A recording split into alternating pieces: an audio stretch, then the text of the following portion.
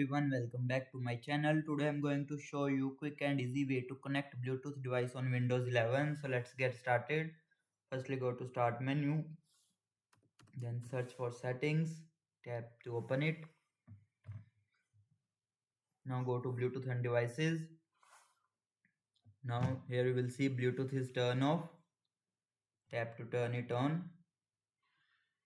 Now click on add a device, then click on Bluetooth.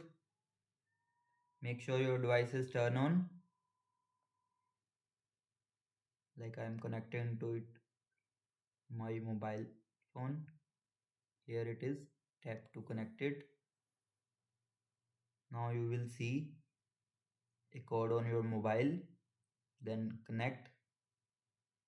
Here you will see connected, then click on this.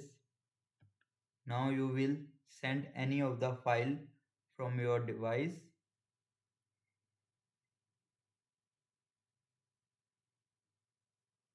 And that's it. You have successfully connected a Bluetooth device on Windows 11. If this video helped you, don't forget to like, subscribe and hit the bell icon. Thanks for watching.